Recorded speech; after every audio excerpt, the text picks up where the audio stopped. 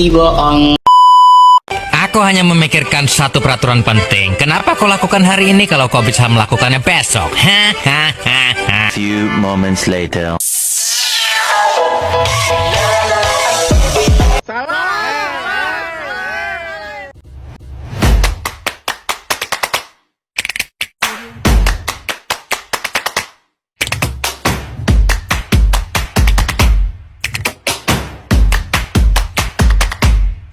Behind the scene. Halo semuanya. Ini biasa. Anak saya disuruh bergizi. Assalamualaikum warahmatullahi wabarakatuh. Halo semuanya. Selamat datang di podcast BBS, Bincang-bincang Santai. Hari ini kita akan membahas sebuah isu sosial yang sangat penting, yaitu kasus penyekapan seorang perempuan yang bernama Yuvita. Kasus ini penting untuk dibahas karena kejadian seperti ini ternyata masih banyak yang terjadi di lingkungan sekitar kita. Untuk membahas topik ini lebih dalam, saya sudah bersama dua narasumber, yaitu yang pertama Zenisa Marsalinda. Halo semuanya. Dan narasumber yang kedua Aurelia Amara Putri. Hai. Baik, mari kita mulai perbincangan kita. Terima kasih atas kesempatannya. Saya berikan kesempatan ini kepada narasumber yang pertama untuk menjelaskan. Terima kasih atas kesempatannya. Jadi, kasus penyekapan seperti yang dialami Yuvita ini biasanya tidak terjadi secara tiba-tiba. Ada tahapan yang biasanya dilalui, yaitu korban mulai dijauhkan dari keluarga dan teman-temannya. Kemudian pelaku mulai mengontrol seluruh kehidupan korban.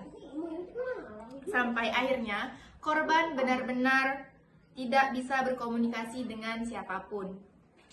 Yang menjadi masalah adalah banyak orang di sekitar korban yang sebenarnya menyadari, tetapi memilih diam karena menganggap itu bukan urusan mereka. Padahal tanda-tanda awal penyekapan itu sebenarnya sederhana. Misalnya seseorang tiba-tiba jarang keluar rumah, jarang berkomunikasi, atau selalu didampingi orang tertentu. Kemanapun ia pergi. Terus kalau masyarakat lebih peka terhadap lingkungan, tanda-tanda, banyak kasus serupa yang sebenarnya bisa dicegah lebih awal. Baik, sekian yang bisa saya bicarakan. Saya kembalikan kepada host. Jadi dari penjelasan tadi kita bisa memahami bahwa kasus ini tidak hanya berdiri sendiri, ada pola yang bisa dikenal sejak awal.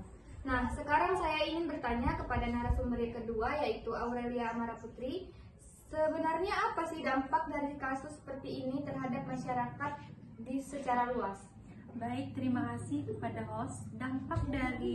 Dampaknya cukup besar. Berdasarkan pengalaman saya, pendamping korban kekerasan, banyak dari mereka takut untuk bercerita karena khawatir tidak akan dipercaya oleh orang lain. Jadi sebenarnya korban itu tidak hanya dibungkam oleh pelaku, tetapi juga oleh masyarakat yang cenderung menyalahkan korban atau menganggap remeh masalah ini. Kalau tidak terus bersikap acuh terhadap kasus-kasus seperti ini, kita membiarkan kejadian serupa terus berulang. Padahal kasus seperti kita bisa saja terjadi pada orang-orang terdekat kita seperti saudara, teman, atau tetangga kita sendiri. Baik, terima kasih. Saya kembalikan kepada host. Baik, pertanyaan itu memang membuat kita berpikir ya. Saya ingin bertanya kepada narasumber pertama, yaitu Zenisa Marsalinda. Sebenarnya apa sih yang bisa dilakukan masyarakat jika mencurigai ada kasus penyekapan di lingkungan sekitar mereka? Biasanya masyarakat bisa langsung melapor kepada RT atau RW setempat, ke pihak kepolisian atau kelayanan pengaduan perlindungan perempuan, yaitu satu laporan saja bisa sangat membantu menyelamatkan korban. Jadi, diam bukanlah sikap yang aman, karena itu justru bisa membiarkan kekerasan terus terjadi. Baik, itu saja. Baik, lalu menurut narasumber yang kedua, yaitu Aurelia Maraputri, apa yang paling dibutuhkan korban dari orang-orang di sekitarnya? Yang paling dibutuhkan korban adalah kepercayaan. Mereka butuh didengar, bukan dihakimi. Dukungan sederhana dari orang sekitar bisa sangat berarti bagi korban.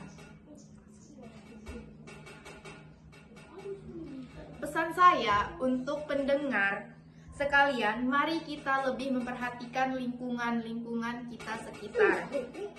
Karena kasus seperti ini biasanya berkembang perlahan dan bisa dicegah kalau kita mau memperhatikannya. Saya juga ingin menyampaikan, kasus Yuswita ini bukan sekedar berita yang lewat begitu saja. Ini adalah pengingat bagi kita semua untuk tidak tinggal diam ketika melihat sesuatu yang mencurigakan di sekitar kita. Perbincangan kita hari ini, kita bisa belajar bahwa kekerasan terhadap perempuan termasuk penyekapan seringkali terjadi karena dibiarkan oleh lingkungan sekitar.